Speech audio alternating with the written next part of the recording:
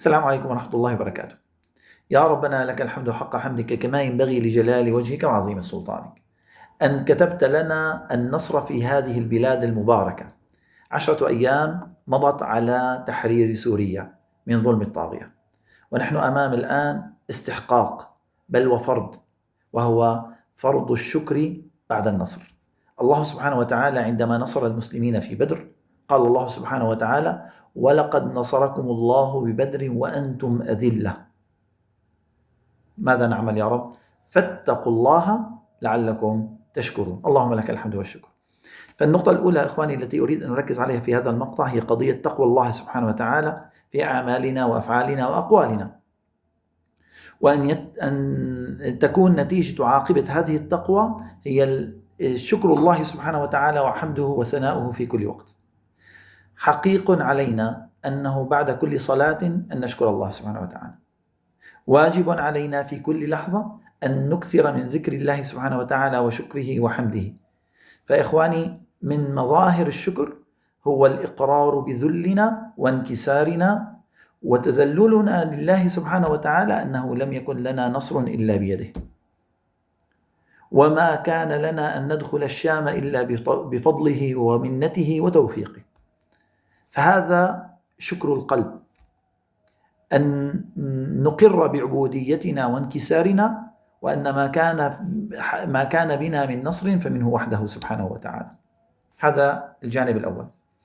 الجانب الثاني في قضية الشكر وهو الشكر المقرون بالعمل. فلا يكفي فقط أن يلهج لساننا وتلهج قلوبنا بالشكر، بل لابد أن ينعكس هذا الشكر بالعمل.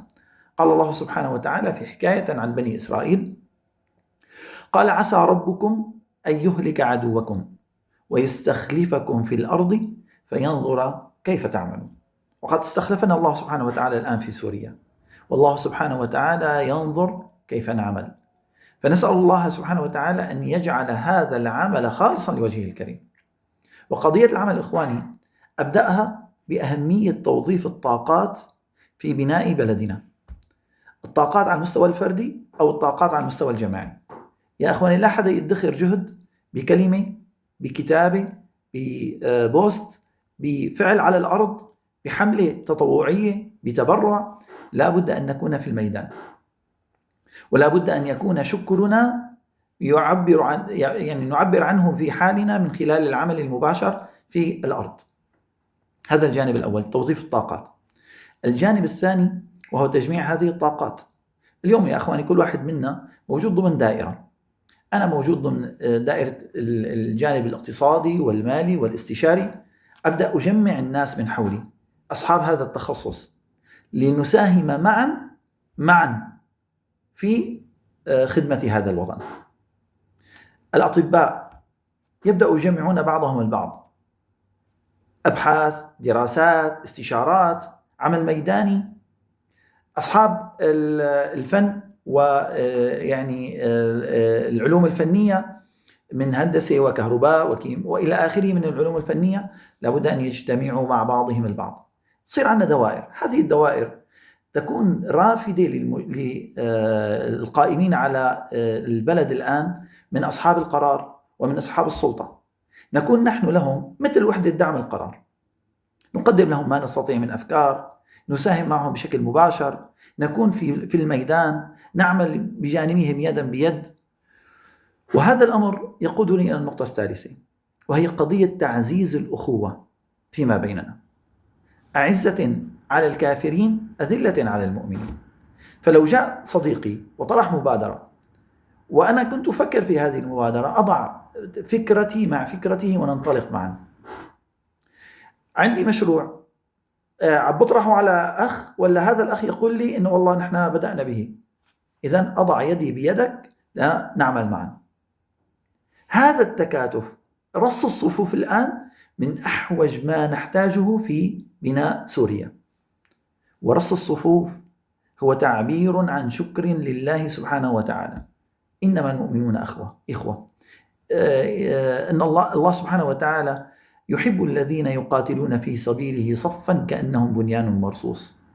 مثل المؤمنين في توادهم وتعاطفهم وتراحمهم كمثل الجسد الواحد. تعزيز هذه المعاني وهذه القيم في أفعالنا وأعمالنا هي صورة من صور الشكر والحمد والثناء لله سبحانه وتعالى. فأدعو نفسي إخواني وأدعوكم إلى أن نوظف طاقاتنا، أن نجمع هذه الطاقات ضمن دوائر وضمن كتل. هذه الكتل تساهم في بناء البلد. ليس الهدف، وطبعا هذه نصيحة أنصح بها نفسي وإخواني، حاولوا ابنوا كتل لكن غير معلنة، يعني ليس لها شعارات وأسماء ومجموعات وتنظيمات، لا، نبني كتل. هذه الكتل داعمة للواقع السوري الآن، داعمة لصناع القرار، مساهمة في دراسات وأبحاث وأفكار وابتكارات تتعلق بكل واحد منا بميدانه. وما فينا نشتغل بكل الميادين، فكل واحد بتخصصه. أنا في المجال الاقتصادي والإداري والمالي، أنت في المجال الهندسي، فلان في المجال البرمجي، فلان بالمجال الصناعات، فلان بمجال الحوكة إلى آخره. هذه الدوائر مهمة جدا أن نعمل على بنائها وتوظيفها في سوريا. ولا تنسوا أننا أخوة في الله سبحانه وتعالى، هذه صورة من صور شكر الله سبحانه وتعالى على ما أكرمنا من نصر وفتح وفضل. أسأل الله عز وجل أن يحفظ سوريا وأهلها، وأن يحفظ بلاد المسلمين جميعا.